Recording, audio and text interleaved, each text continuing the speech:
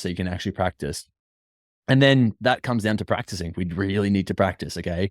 Practice, practice, practice, practice. What we want to really design is a repeatable process. And so when I go through my process, what I do is I set up my feet stance. I've got an open stance slightly. So what that means is that my front foot is my left foot, my back foot is my right foot.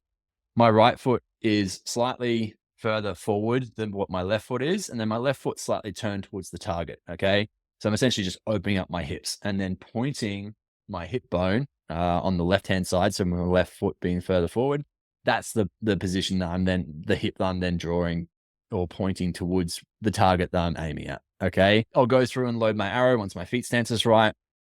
I'll hold the bow directly at the target. So whatever I'm aiming for, the bow will be pointed at it. And I'm trying to draw straight back. So not trying to do a big overarch, like a sky draw or anything like that, pointing directly at the arrow, and sorry, directly at the target where I'm trying to aim. I've got it in position. I'm pulling back and I'm finding my anchor. Now, so as I draw back, find my anchor position, depending on which release I'm shooting. If I'm shooting my back tension, I'll have my fingers, my pointer and my root finger tracing my thumb. If I'm shooting my trigger, I'm aiming for the main knuckle of my pointer finger to be in hard against my cheek. And then I'm wrapping my finger around the trigger once I get into position, okay? Once I'm in this position, I'm finding the bubble and making sure that it's level. So the sights will typically have a level in them. And I will just make sure that my bubble is in alignment. So moving my bow and adjusting it however I have to make sure that it's in alignment first. And then I will line up the peep completely around the sight. So typically the way that the peep and sight system works is that you've got a small circle back here and you've got a big circle up here, the big circle being your sight and the small circle being your peep. And we're trying to line up so that they look like that, like your outer rings are joining together. And that's how we know like we're all in alignment. And from there, I'll just double check my level. And then here I go, pull, pull, pull, pull, pull. And saying that as a process, pull, pull, pull, pull. Sometimes I'll go through and say aim small, miss small. So picking a really small space wherever I'm shooting and aiming for just a dot inside of the dot, for instance. Or if I'm aiming on an animal, we'll go through that actually in depth in a second. But yeah, just pull, pull, pull, talking to myself as I go through, knowing that I'm going to take a good shot.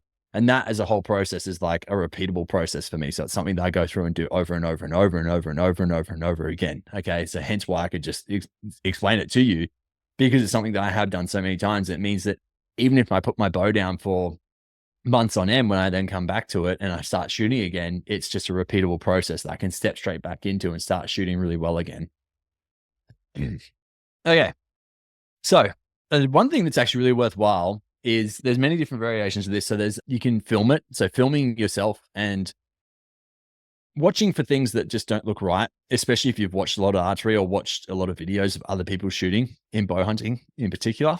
So filming yourself and seeing, do I draw the same? Do I look like I'm in a comfortable position? Am I standing upright, or are my hips slightly tilted forward? Are my shoulders elevated? Is there something looking funky and out of place when I'm shooting? And if so, then fix it, right? That's one way to do it. So going through and fixing it by yourself and aiming for a perfect practice where possible. But within saying that, it's not necessarily always doable. And there are systems online like, his name's just evaded me. There's a bow hunting coach, and I think it's called fixmyarchery.com or I think it's Fix My Archery, something along those lines. But if you look that up, you'll be able to find him. He's a bow hunting coach. I can't believe I'm blanking on his name. Anyway, he'll do a live video analysis with you. So you jump on a Zoom call and he'll go through the complete shot process with you, build it out with you. So you know you've got a repeatable process. He's over in America and he'll be able to, take you through that. So I think a repeatable process is one of the best ways that you can get accurate fast, because you know then what's gone wrong. If the bow's completely in tune, it's only the person who's holding it that's going to make it misfire. And so then when you've got a repeatable process, what we're able to see then is what's going wrong in the process. You're like, oh, that shot to the right. What was I doing wrong? Maybe I was gripping it a little bit tight. Okay. I mean, that's something that I didn't actually talk about was my grip on the bow. And maybe just to touch back on that, position wise, what I'm doing is, so we've got the handle there. I'm essentially putting my thumb kind of either way and then wrapping my hand around and trying to get my pointer finger and my thumb touching. And then the other three fingers are going just very relaxed. Okay. And in this position, once I'm at full draw, I'm also just trying to relax as much as possible. I'm not trying to squeeze the bow, not trying to choke it, not trying to white knuckle it, because that's all the things that can tend to go wrong. So really trying to relax once I'm pulled back and trying to keep the tension in between my back and holding that position. Then as I do the pull, I'm just trying to keep my shoulder blades squeezed together to make sure that I'm in a back position where I'm comfortable rather than it pulling me forward and being in an uncomfortable position where you're constantly having to fight.